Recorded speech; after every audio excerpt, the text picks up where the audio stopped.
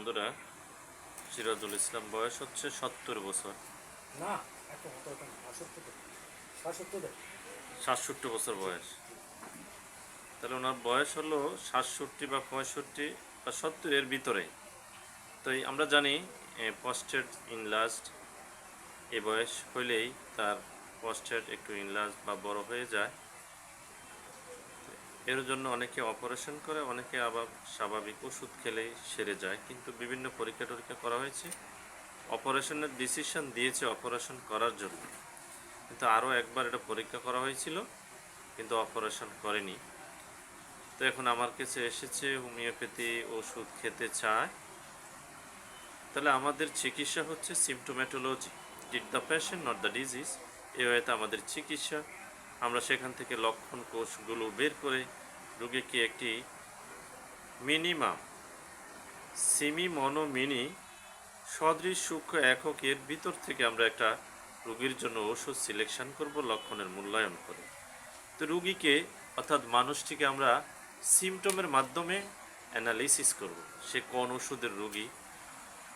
অনেক সময় রুগীরা আমাদের চেম্বারে আসলে আমরা সেখানেই ওদের সাথে কথা বললে আমাদের ওষুধ সিলেকশন হয়ে যায়, কারণ তার কথার ভাব ভঙ্গি, চলন বলন, কলা কৌশল এগুলো দেখলে আমাদের ওষুধ সিলেকশন হয়। তখন আমরা বাজিয়ে দেখি ওই ওষুধের সিমটম তার ভিতরে আছে কিনা।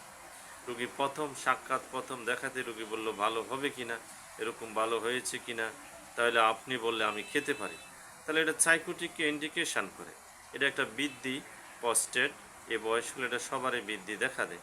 তো অপারেশনে সব কিছু আবার সমাধান হয় না, অনেক ক্ষেত্রে আবার অপারেশন 3-4 স্টেজে গেলে অপারেশন করে ফেলতে হয়।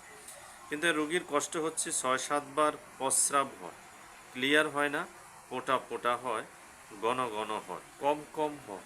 এটাই হলো তার মেন প্রবলেম। এটাই তো আপনার প্রস্রাবের সমস্যা কি? এটা। ঘন ঘন হয়, কম কম হয়, বারবার যেতে হয়, ক্লিয়ার হয় না। এটাই হচ্ছে আপনার মেন হ্যাঁ। প্রবলেম। কিন্তু ঠিক আছে। প্রস্রাব দৌড়লেই তাড়াতাড়ি যেতে হয়। হ্যাঁ, তাই তো। এছাড়া many moles and warts here and there, দু চারটেই তার ছোটো ছোটো কিছু মোলস পাওয়া যায়।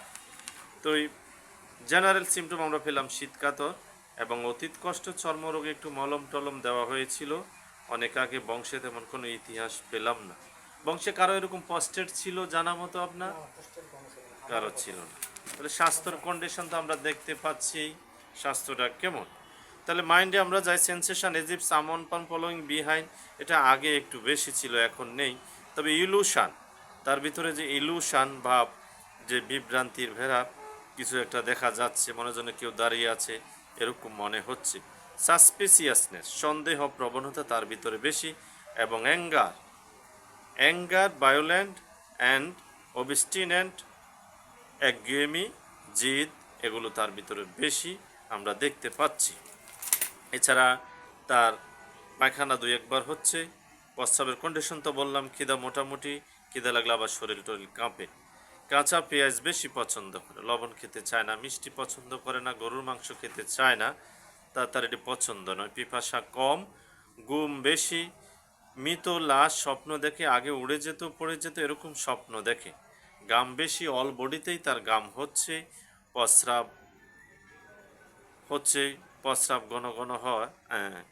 এছাড়া গোসল, সে কন্টিনিউ গোসল করে, ওই সময় তার একটু প্রস্রাবের ব্যাগ হয়। তো এই ছিল সিমটোম্যাটোলজি। এখান থেকে আমরা সিমটমগুলোকে বীজগণিতের সূত্রের মতো আলাদা করে রুগীকে ওষুধ দিব।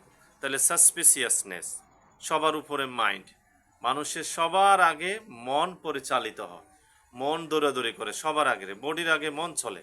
তাহলে মন suspiciousness, sensation as if someone from following behind, anger, obstinate এবং illusion, desire to onion, aversion to sweet এবং ড্রিমস, ডেথ, বডি, মৃত লাশ স্বপ্ন দেখে এবং বেদিং ডিউরিং ইউরিনেশন একটি strong symptom. Bathing during urination এটা একটা স্ট্রং সিমটম। এছাড়া জেনারেল সিমটম সিলিপেশন। তো আশা করি এই রোগী অনেক উন্নতি হবে। অনেকক্ষণ ধরে এই কেস ট্রেকিংটা আমি সাজালাম। বীজগণিতের সূত্রের মতো করে নিলাম। ওকে সিরাজুল ইসলাম, আপনাকে ধন্যবাদ। ইনশাআল্লাহ মনোবল রাখতে হবে, সুস্থ হবেন, এটাই সঠিক।